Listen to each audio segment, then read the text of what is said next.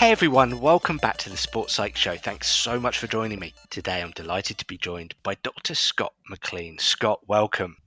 Thanks, Dan. Thanks for having me on. I'm really excited to be speaking with you today. We're going to be talking about a topic that is of really interest to me. I'm scared. I feel a little bit out of my comfort zone today. We're going to be talking about systems and complexity in sport. So this is a stretch for me today. But you've off-air reassured me that I probably know a little bit more about this than I realise. So we will see. But let's start where we always start. Tell us a little bit about yourself and tell us about your work. Yeah, sure. And there's definitely no reason to be scared. I think I think humans, just in general, are innately systems thinkers. But just the world that we live in trains us out of being that. So I'm sure we'll talk about that a bit as we go through. Yeah. So just a bit of background on me. So I guess I'll just start with what my current position, what I'm doing, and maybe work backwards from there, I guess. But Great. so I'm currently a senior research fellow within the Centre for Human Factors and Sociotechnical Systems, which is quite a mouthful, I get. So that's a research centre based at the University of the Sunshine Coast in Queensland, Australia. Another question I get asked too, is that a real place, the Sunshine Coast? So it is a real place, I assure you. It's quite nice. It's like it sounds. But so I'm in a research only position here, and I guess our research centre, we don't do just sport. So sport is one of the themes, and I'm the theme leader for our sport and outdoor recreation sort of research theme. But we do a lot of work across many safety sort of critical domains, sort of road transport, aviation, rail transport, defense, cybersecurity, AI, the risks of AI, and these advanced AIs that are coming through, as you sure everybody that's listening is aware of. Very much so. Yes. So we're across all of these sort of areas, and I guess what we try to do, because obviously all of these are very complex, right? And I guess what we try to do is we try and understand these complexities through a range of different methods that we use, these complex systems methods as we talk about them. And there's multiple of those around depending on what the project is, but I guess trying to sort of understand how the system influences the human. And, there's these sort of old, out of date adages that that humans are the pesky things in systems, and systems are good, and all the rest of it. But there's been a lot of research in these sort of safety critical domains that systems are inherently not very well designed, and they're not designed for humans to perform as the best as they can. And that's sport, that's pilots, that's train drivers, that's everything.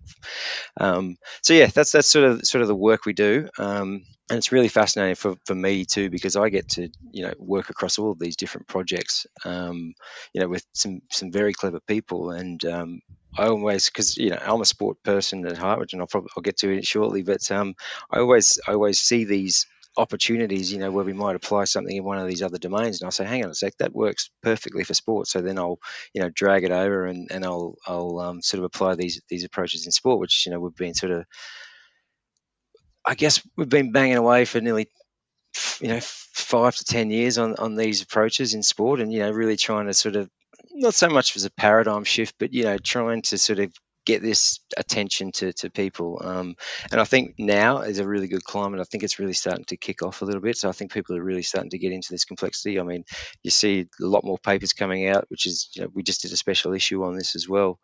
So it is starting to gain traction. But in terms of how I got here, so I mean, I've always played sports. So football and cricket were my sports as a kid. And my dad was really good at both as well, so I sort of followed those footsteps. It was football in the winter, cricket in the summer, and that's sort of how it was. And I continued to play those up until well into my 30s. At not a professional level, but a semi-professional level, which decent enough. Yeah.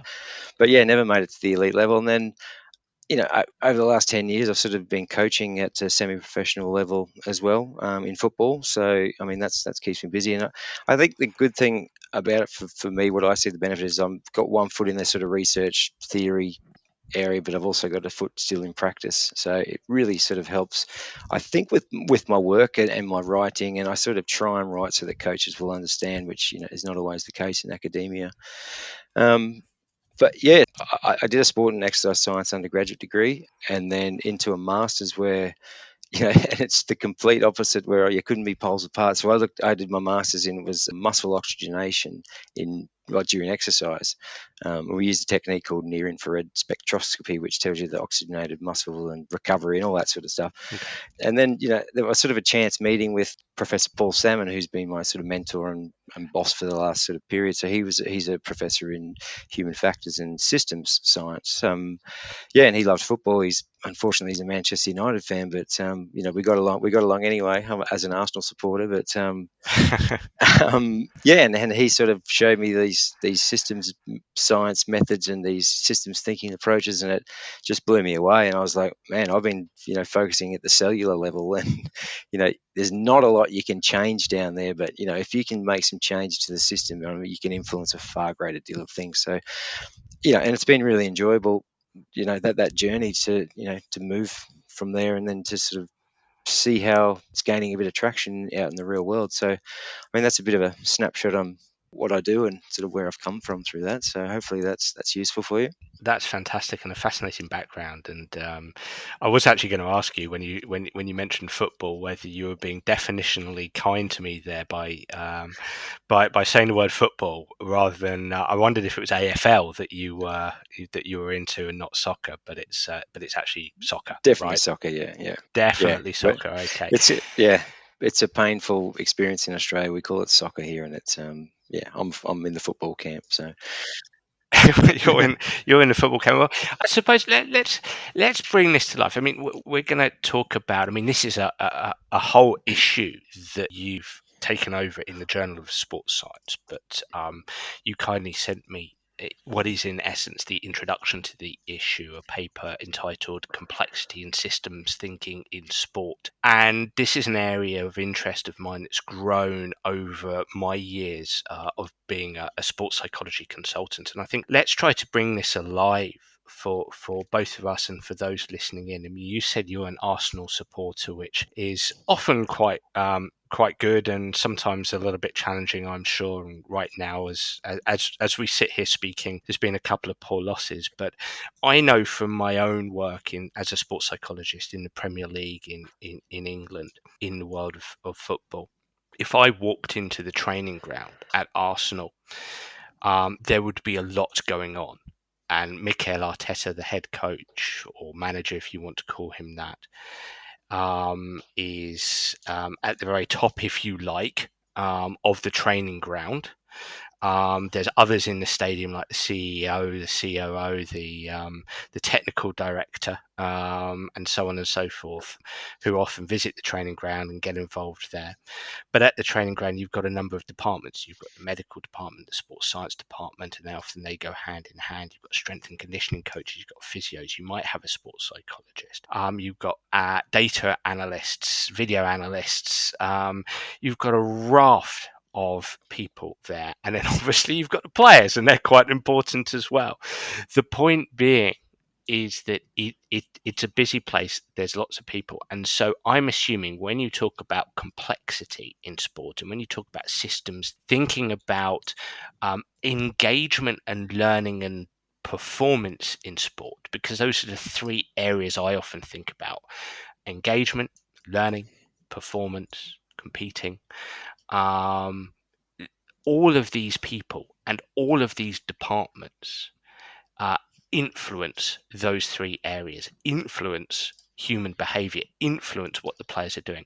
Am I sort of on the right lines here, Scott?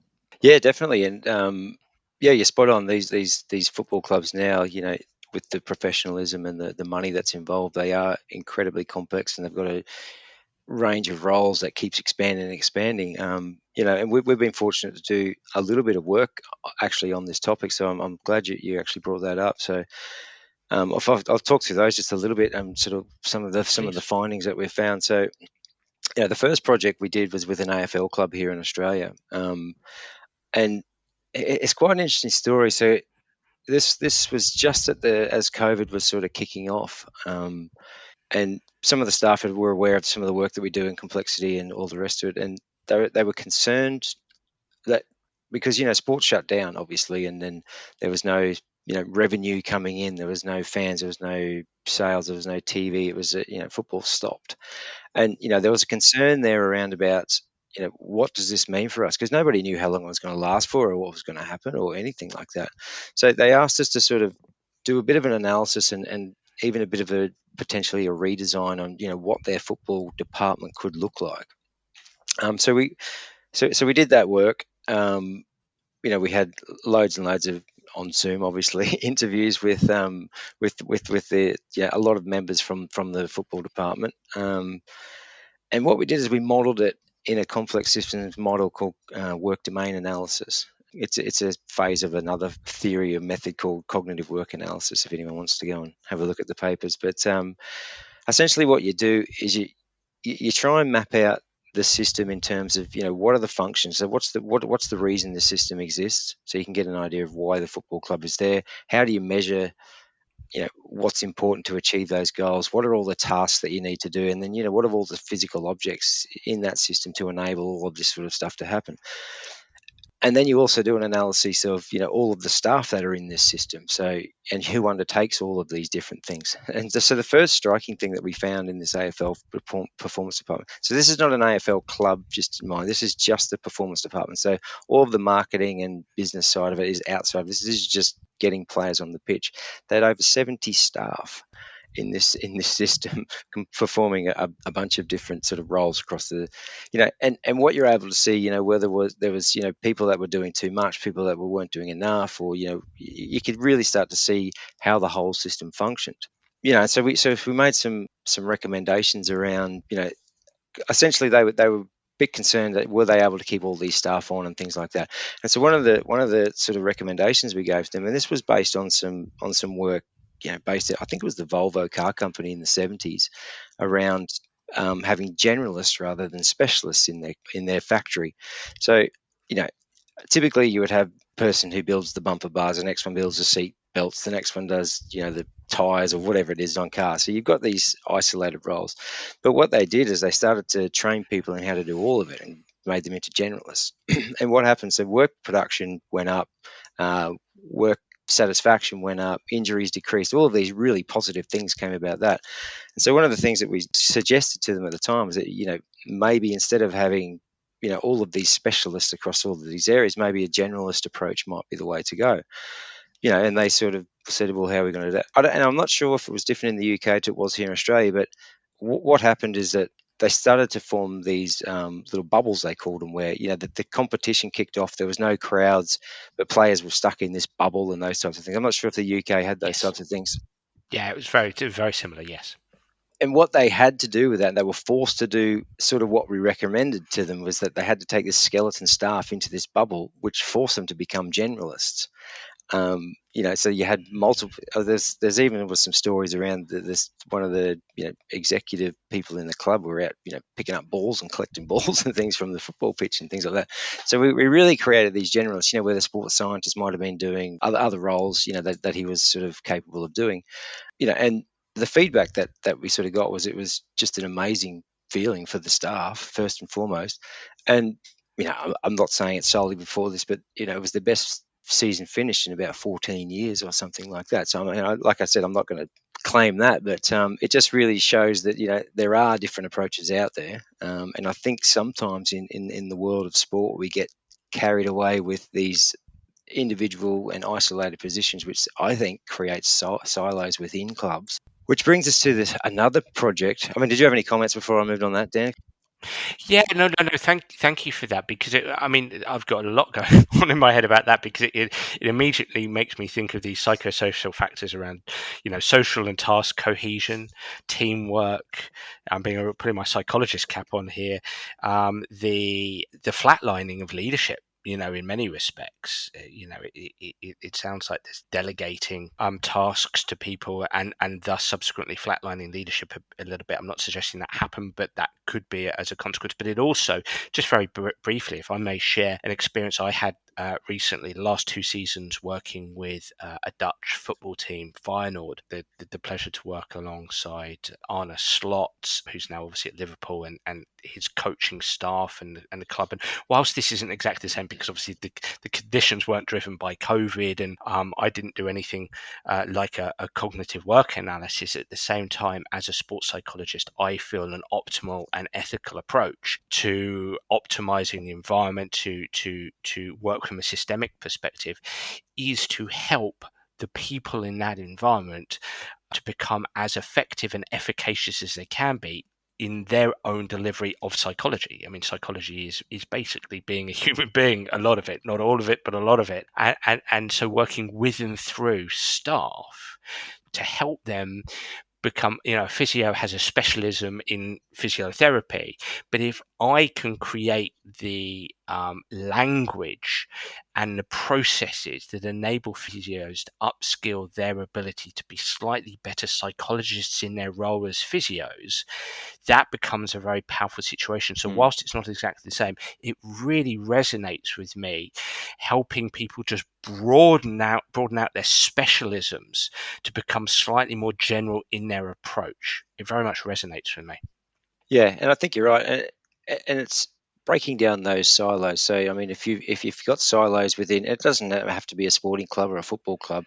Silos in sort of any industry, you see it a lot in government. Actually, we do some work with government, and very silo approach. So, yeah, breaking those silos and having a sort of more, I guess, collegiate sort of atmosphere, and understanding what people are doing across different roles and how that can help yours, or because it is in systems, when you get into the theory of it, it's those interactions what create the system and what create the behaviors of that system. And is that the complexity, the genesis of the complexity is brought about through the multiple interactions?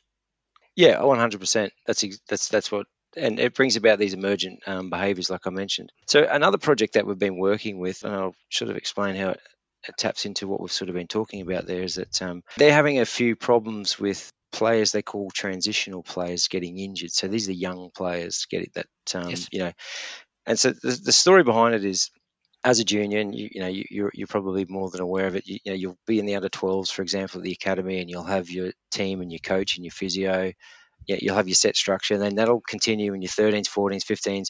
When you get to sort of the under 18 level and 21 level, you can be then transitioned into the first team, or under 18s can be. So there's all these transitions that go from 18 to 21st, 21st to first team, 18 to first team, and so on and so forth. Yep.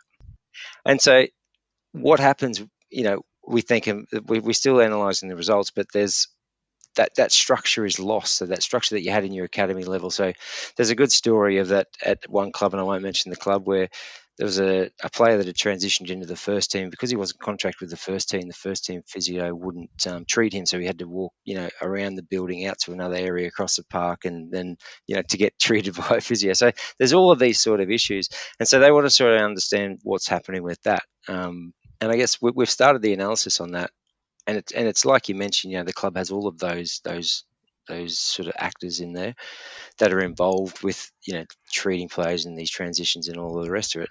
And I guess what we're starting to see with that, and I won't go into too much because we haven't published this or anything, but No. there's some really key findings around distributed situation awareness, which we talked about. So distributed situation awareness, that's this concept that the system holds the information.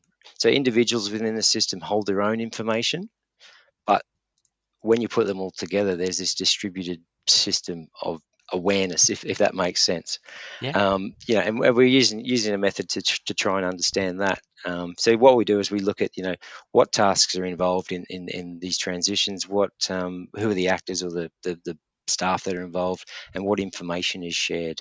And once you get those through, you can apply some methods and really understand where there's potential risk if the information is not transferred in the right way, or if it's not transferred at all, or if it's the incorrect information that's being transferred, or things are being omitted from the processes. Then you can really start to see how these, I guess, injuries to these transition players can actually happen. So it's a really exciting piece of work. As I said, not finished, so I haven't been too specific with it, but it's going to be quite useful across other clubs too, because apparently it's quite a common issue. Hugely. I mean, injury and injury aside, just the experience of young people with great ability, talented if you like, at that age group from 16 plus in that sport, in team invasion sports, where, in these bigger academies, these big organizations, where, these very lucky young people who are good enough to be there, yet at the same time, these organizations have to be very careful not just to treat them as commodities in many respects. And it's almost the commodification of youth football in that respect. And I suppose the image I always have in my head, because I've been in these environments, and you see this playing out, and you sometimes feel powerless and helpless, Scott. And you've got a young 17-year-old, for example, who's a scholar at a big academy here in England. And you've got good people around this person who wish the best for this person, but the system is so big. And ultimately, the objectives and the goals of each stakeholder influences the decisions made for this young person. And so you've got the first team manager or coach, if you like, who says, well, I need to fill the pitch with opposing players because we've got to practice this for the upcoming game. And so they use this young 17-year-old with first team players who are in their late 20s, early 30s, who are, big, powerful human beings, and there's a risk of injury there. And then they go back to the scholars, and then they get up to the 21s. And as you said, you've got medical staff who won't treat them, who don't necessarily always share information. And it's carnage. It's chaos. Yeah, and we're seeing a little bit of that with this project. And I mean, like I said, I won't go into too much, but some of the key actors within the system that we've identified are not the ones that you would think would be key actors. Okay. So I'll leave that there. That's a little teaser for when the paper comes. yeah, absolutely. Okay, interesting stuff. Absolutely fascinating case study about the AFL. Any other sporting case studies that you're involved in or have been involved in? So I guess the last sort of 3-4 years ish, I've really sort of started to shift the focus to away from sort of individual team level to improving entire systems within sport. So we've been lucky enough to be funded by WADA since 2021, trying to improve their anti-doping systems, or give them some insights. And when you start to model out these systems, you can just see the entire complexity of it, and I guess one of the key things that comes out is that there's a line in the World Anti-Doping Code, or a part in the World Anti-Doping Code about, at the end of the day, it's the athlete's responsibility. When you model these things out and you see all of the influences, these external influences, not just on the athletes but from across the entire system that influences others and interacts with others, there's no way that you can say that it's just the athletes issue, or the athletes just responsible. I mean, at times they are, of course, but I guess the key thing is, within trying to understand complex systems, is why did that decision make sense to that person at that time? What in the system influenced to think that way at that time? And I mean, it's until we start to think like that, which we don't, because it's all about punishment, enforcement. Let's build some better testing procedures. We'll never work it out, and doping will be there forever. So yeah, I get a little bit passionate about the doping stuff, as you can probably. No, please, yeah, great. Yeah, so we've had a lot of projects on that actually, and some around the unintentional doping. Okay. Again, the athletes are often the ones punished and the ones that are held accountable, and they're banned from ending careers a lot of the time.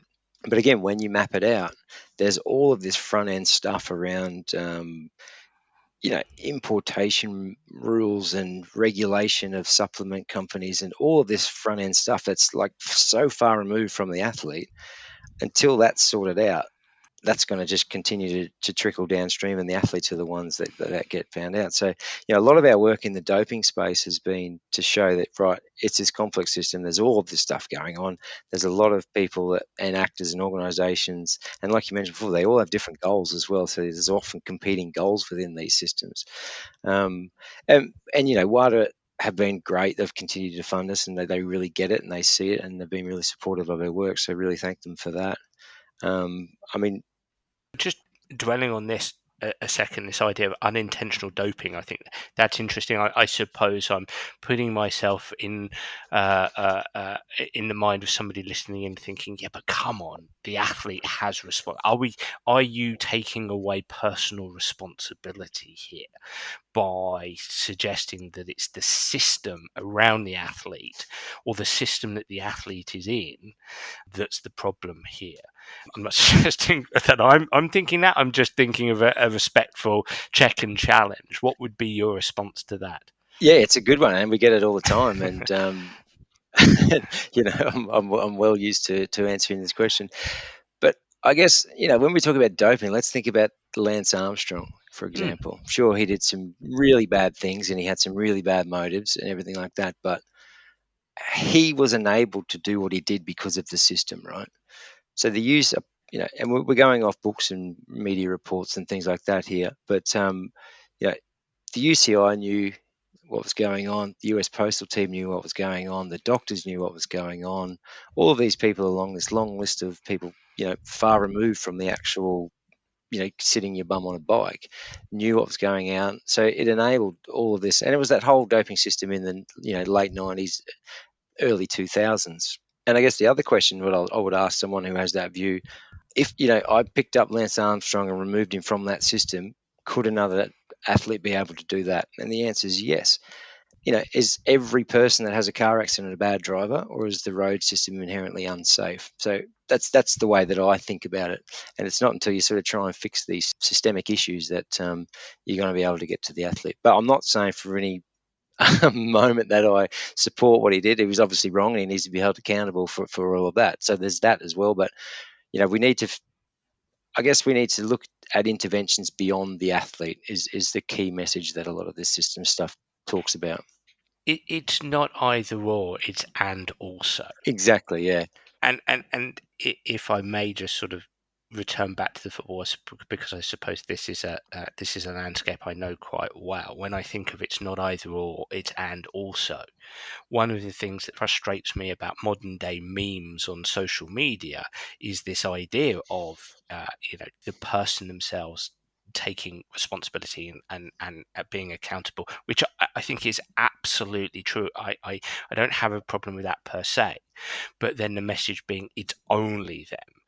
Whereas you look at some of the top models, again, I'm going to dwell on football and English football here. If you look at the Premier League right now, you've got two arguable outliers right now, and that's Brighton and Brentford. And they would be the two that have really emphasized. My understanding and my knowledge is that rather than quibbling about who the best head coach or manager should be, which I think is where respectfully a club like Manchester United have been for the last decade or so since Sir Alex Ferguson retired. Where they've been is trying to grow and develop and build the system so that, yes, they hold players accountable to being the best that they can be, but they are also themselves going to be accountable for creating the optimal system for the players within them. So there's an and also feel rather than an either or feel. Yeah, that's interesting. You bring up the United and the sacking managers since Ferguson.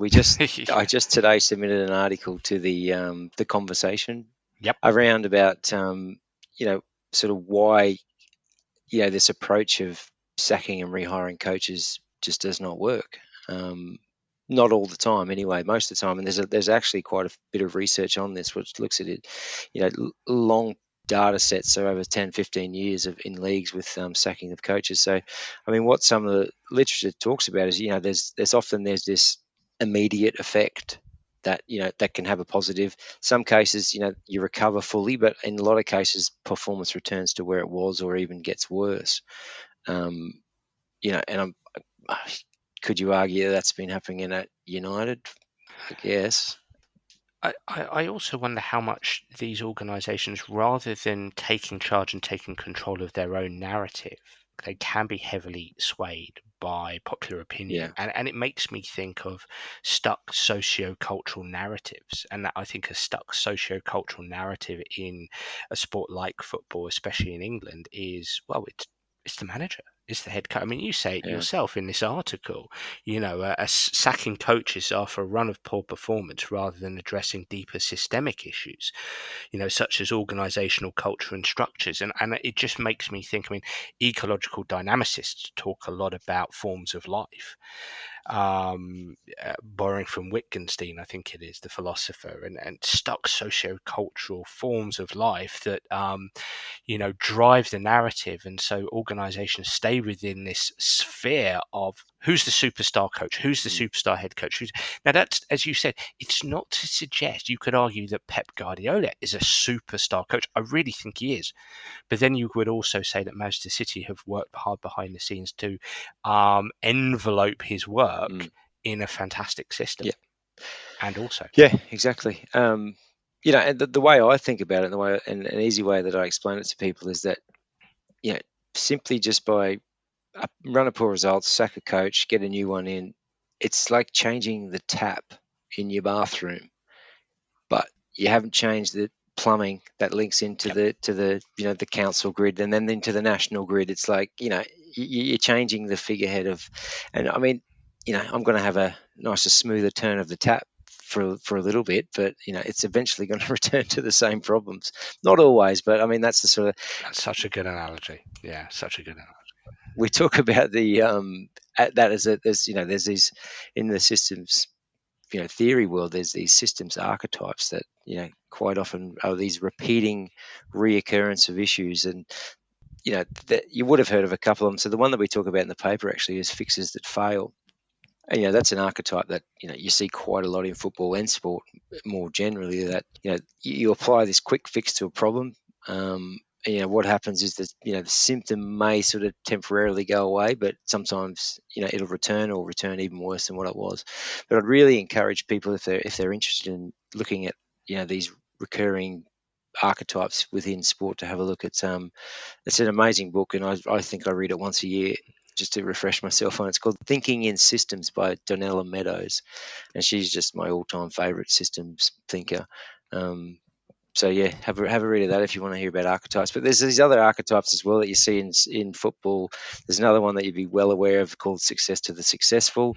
That talks about, yes, it works really well. We wrote a paper on this about 2019, I think, how young kids coming into an academy, for example, one achieves sort of initial success, whereas a kid of the equal ability might not, for whatever reason. That kid that achieved well at the start gets into this successful loop where they get better coaches, they get better, they get better, they better. So that loop keeps going around. But the other kid, is not in that circle to start with, so finds it a lot tougher and is often discarded by the system. So yeah, and there's others like you would have heard of Tragedy of the Commons is another one. Another good one you often see a lot in sport is shifting the burden, where you've just sort of take a problem and just shift it to somewhere in the system. That happens quite a lot as well. Well, can we?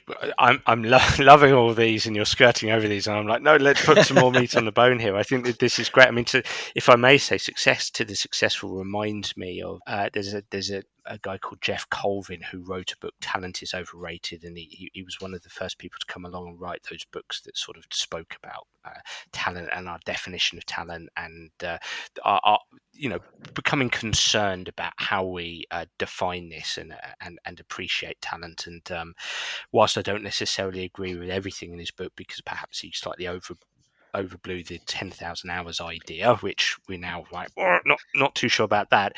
He did talk about, he called it the multiplier effect, where, he talked about a young person being successful in their sport. They have a little bit of success, so they get a bit of praise, and they have a little bit more success. And that leads them to acquire a little bit more skill, and then they have a bit more success, and so on and so forth. So it very much reminds me of your success to the successful. And all the while, decision makers are standing to the sidelines, observing behavior and making decisions on these people, aren't they? Yeah, exactly. And I mean, good kids, like, don't get me wrong, good kids deserve to be rewarded. Of course. But I think, there needs to be some fix in the system where, the other kids are not just discarded from that system. Do you know what I mean? There needs to be some sort of fix around that, because it's such a common problem you see across all sports, really. Well, yeah, it makes me think of the Scandinavian drive for as many. I think it's something like as many as possible, as long as possible, as good as possible. Yeah. It's a slightly more appropriate approach, probably. So you mentioned some more archetypes, which I'm really keen, if it's okay, to hone in on a little bit. What are some other archetypes that those listening in might consider? Yeah, so the ones you'll see a lot of, what's sort of talked about, was the fixes that fail. Yes. There's a couple that sort of don't really apply to sport. They're more businessy, but I guess they would at that level. I guess they would. I talked about briefly on shifting the burden. So Shifting the burden. What was shifting the burden? Sorry. yeah, so where you'll have a sort of a problem, it's very similar to the fixes that fail, but you just shift the problem to somewhere else in the system. So a good example of the shifting the burden archetype would be, if you put it into, let's stay in the, in the youth coaching sort of area, you might have a player that's sort of making poor decisions, or, they're not making the best decisions during their training, where the coach might sort of try and intervene and provide solutions for the coach too often. That leads to this behavior where there's this growing sort of dependence on coaches to make decisions, rather than sort of allowing the player to make mistakes and learn from it. So you're sort of shifting the burden away from the player, because at the time it looks good, and it looks good to the parents on the sideline if the players are making the right decision, and the coaches don't want to make their players look like their players are being messy or whatever, making the wrong decision. So they sort of can shift the burden a little bit in that way, I guess. But I would recommend looking into these systems archetypes and how they could potentially apply to sport. And these are in the book, Thinking in Systems? Yes. Yep. Okay, there you go. That's definitely my next. And there's another great website, if people are interested, called The Systems Thinker. Okay. It's a website, and it's got all really sort of basic, easy to understand concepts and theories.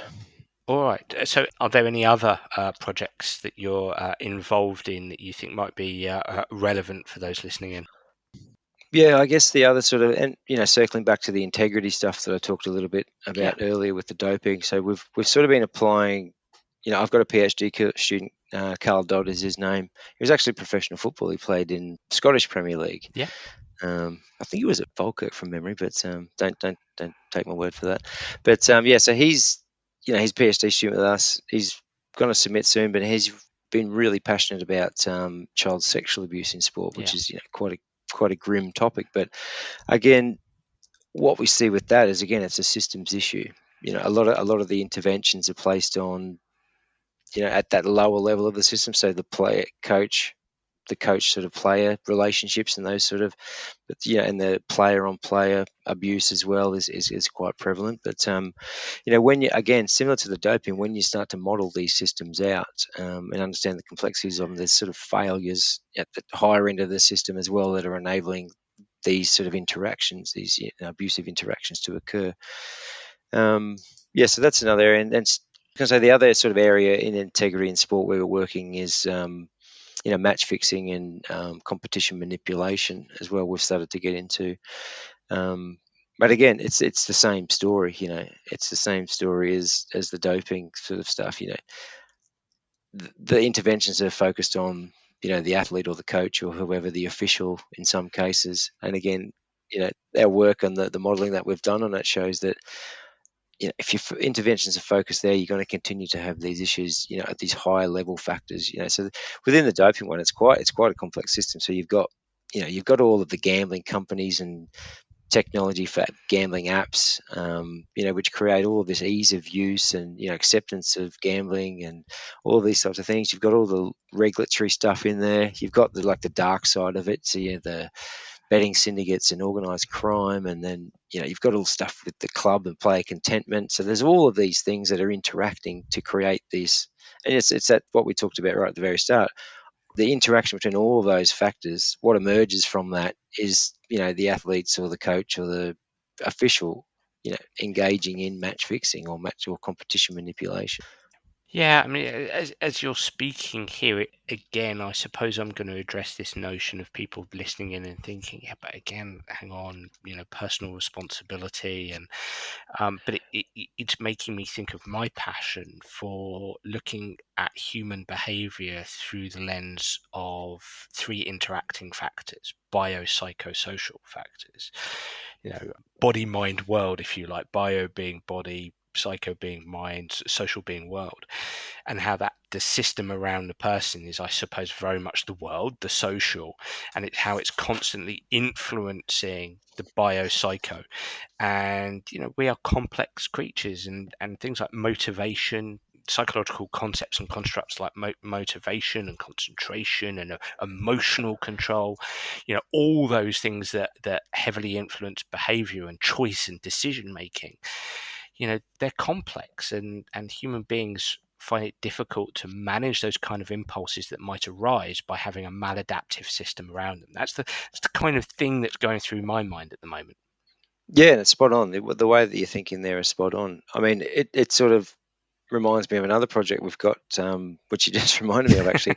I'm doing some work with another PhD student. So Paddy Hogben, he's doing his PhD with the University of Birmingham, but he's also with the Atlanta Hawks in the NBA, on their performance staff. And so what he's interested in looking at is why are there some athletes that can play into their late 30s at an elite level? So we're talking like the Ronaldos and Messis and LeBron Jameses and all of these. Why are these guys and girls as well? Why are they playing into their 40s, or up until their 40s, for example, and performing at that high level? And the research talks about, it doesn't look too broad. Some of it looks a little bit beyond the athlete, but what we're interested in is looking at what are the entire systemic factors that enable this to happen. So most of the literature out there will be, what's the physiology or the biomechanics or the psychology of this player, which is all great and all very useful information. So don't get me wrong, but there's, like you say, there's the world. There's family life, there's board member decisions, there's recruitment, there's agents, there's this whole sort of other broader world that the research sort of doesn't understand. So the work that Paddy's doing on that is sort of going to really expand the theory on why some players are playing late into their 40s, and by looking at what's happened with these players, we can sort of probably come up with some interventions, or start to think of interventions and what we can do beyond the player to enable, because I mean, it's value for money for the clubs, right, to have a player that can play longer into their careers. Well, again, you've got me thinking here, and I need to introduce Paddy to Dr. Ian Peake, and Ian's been on the Sports Soap show 3 times, and he lives in a fascinating world. He's a golf coach, but he did his doctoral studies around European Tour golf professionals and their mental health and well-being, and I'm saying this because he's very much studied this idea of in golf, where golf coaching is very much obsessed by technique, work at the driving range with technique, and young ambitious competitors, golfing competitors who want to go on and discover how good they can be, can they play tour golf, they're very much affixed in that world. And Ian's very much he's interviewed and studied veteran tour players, and the experiences they've had, and very much unpacked this biopsychosocial world, and that the very much the complexity of life on tour, and that we have to upskill and uptool these young people to be able to not just survive on tour but flourish and thrive. And that requires a lot more sort of psychosocial skills, not just the individual skills. It very much leans towards what you're saying there. Yeah. Just discovering, well, okay, not just why do players get into their late 30s and can still compete at the highest level, but also why do players have mental ill health as a consequence of playing on, say, the European Tour. So I think it's a really interesting world. Yeah. Yeah, we've just you just reminded me of another project that's ongoing. That's my job as a psychologist, to create these connections and associations. Yeah, that's right. So we've been working with the Australian Institute of Sport on developing an incident reporting system around injury, illness, and psychosocial incidents with athletes. And again, what we're trying to do here is, we've worked with a lot of their experts down there to try and develop this classification scheme, sort of like a taxonomy type thing of what are all the influences from across the system that could potentially influence performance, or not performance, sorry, injury and illness and psychosocial incidents. So, and we've got factors from international level, decisions and actions from FIFA around match scheduling, for example, and fixture congestion, all that stuff, like right through the system at the government level, the associations level, all of those levels in the system, the higher stuff, right through to the players and the environment. So it's in order to develop some sort of standardized, I guess, reporting system around what from the system influences these incidents. And some of the initial findings from this, and it's like I said, it's ongoing, but we're asking athletes to select from this group, this taxonomy of contributory factors to incidents around. Most of them have been in the injury space, and what we're finding so far is that they're reporting these factors from across the system and data that's sort of never been collected anywhere previously. So, the Australian Institute of Sport have got their AMS, their athlete management system. So it's sort of going beyond that, which sort of focused on, what was the mechanism of injury or the mechanical injury, or it goes really beyond that, and it's really starting to paint a nice little picture about some of this broader systemic stuff that has an influence on these injury, illness, and psychosocial incidents. Really interesting. My last line of questioning, and I may have already answered this by bringing in golf, because I was going to ask you about different complexity in different sports. I mean, different sports are complex in different ways. And when I think about golf and the complexity of golf, I think golf is just hard, basically. But the complexity comes in is if you're looking to be really good at the game, then of course there's a lot of psychosocial challenges, as I've mentioned there, and Dr. Ian Peake would be a great person to speak with there. But in terms of the actual games themselves, I suppose there's differences, there's different categories of complexity. Would I be right in saying that? Because I think, football is different to gymnastics, which is different to swimming, which is different to rugby, which is different to golf. Would that be a fair? Is there a way to categorize the complexity of these sports, or not so much? I think there is, and we've had a go at doing that in the paper that you mentioned earlier. So again, and we've taken this from sort of, I guess, the safety critical area. So we talk about it as in, as a quadrant, for example, and there's a nice little figure in the paper that sort of classifies sports within this quadrant. So and it sort of is all around the coupling, which is how tightly coupled are the performers and the equipment and everything in that system, and what are the interactions within that system. So you can have sort of tight linear coupling, loose linear coupling, and complex interactions and those types of things. I mean, I won't do the figure justice because it's quite a complex figure, but you're definitely right. So there's areas that where sports, for example, that are very technique-based sports, might be needing a different approach. And I think we do this, a bit anyway. So, sports were very technique-heavy. We might need sort of, ergonomic assessments and, Yes. repetition Yeah. of tasks and all of those types of things. Where if you go to the other end of that, or the other corner of that quadrant, you'd have sports like the invasion sports like football and those types of sports, which are a lot different in terms of their complexity. So there's less sort of rules, there's more people interacting, you've got officials as well, a lot of different things happening obviously in a game of football, so it's more complex. So I think trying to understand sport from the complexity of the sport really helps us to sort of zone in on injury prevention techniques, maybe training techniques, even down to what type of analysis is useful for that, or and with the AI coming into sport, how can AI be used differently across these different sports and those types of things. So I mean, it's really fascinating to look at the different complexities of the different sports, I feel. Yeah, well, I think it's playing out right now, and it has done in the last few years in a somewhat, if you're geeky about this stuff, in a somewhat controversial fashion, because everybody seems to be having arguments about this from the world of skill acquisition, for example.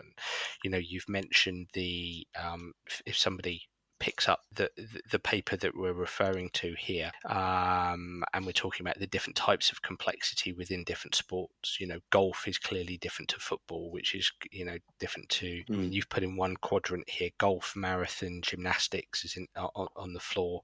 Swimming, individual swimming, that is, and cycling, as in time trial cycling, which is in a completely different quadrant to basketball, football, hockey, gridiron, rugby and rugby sevens, handball, ice hockey, volleyball, water polo. And if you think about those sports, that makes inherent sense. And where I say this conversation is ongoing already, if you think of the coaches out there, and I'm heavily invested in this world, who are very into, say, ecological dynamics, dynamical systems, and they're tending to come from the worlds of football, of basketball, more so than golf or gymnastics and swimming. This is not to suggest ecological dynamics can't be of interest to coaches in those sports, but they tend to come from the team invasion sports, because there is a constant complexity and a constant interaction between the performers. So it makes, I think this is playing out already. And I think different sports will have different relationships with different skill acquisition approaches, whether it's an information processing approach or So yeah, that's me geeking out on this. No, I agree. I think I agree 100%. But I guess, and in writing the paper, I was thinking about these things, and you're right. A lot of this stuff is sort of playing out. But I think where that sort of quadrant and that understanding the complexity will be for those some of those sports that are had lesser attention from academic research. So, obviously football's had a lot, basketball's had a lot, those types of sports have had a lot, and they understand those sort of things. But if we can, badminton, for example, we can understand the complexities of badminton. Can they develop ways of doing things better, for example? I'm not sure. Yeah, interesting. Scott, fantastic, brilliant. I'm mindful you're 12 hours ahead of me, or 11 hours ahead of me, so it's getting late for you there, so I want to be respectful of your time. I could talk to you much more about this, and I just think your research is absolutely fascinating, and it really does play out in my role as a sports psychology consultant every single day. So I'm keen to have you back on in the future if you're willing to come back on and talk about more research papers that you're involved in. But in the meantime, thank you so much for your time, and I know you will have tapped the interest of those listening in. So if I may ask, how can people find you, follow you, and get in contact with you if that's possible? Yeah, well, firstly, thanks so much for having me. It's been a blast to talk about this stuff, and you brought a few projects that have slipped down the list a little bit back into my back into the forefront of my mind. So that was great. Thanks. Thanks. But yeah, no, love talking about this stuff. If anybody wants to get in contact with me, so it's just S McLean, so SMCLEAN at usc.edu.au, and just reach out. Happy to talk about complexity sport. I love all this stuff, and thanks so much to you, Dan, also for reaching out, and your support of the paper, and having me on the show. It's been great, and be more than happy to come back on and in the near future, and maybe talk about some of those projects that have sort of currently underway, and give you some more concrete results from some of those. Thanks so much, Scott. Thanks, Dan.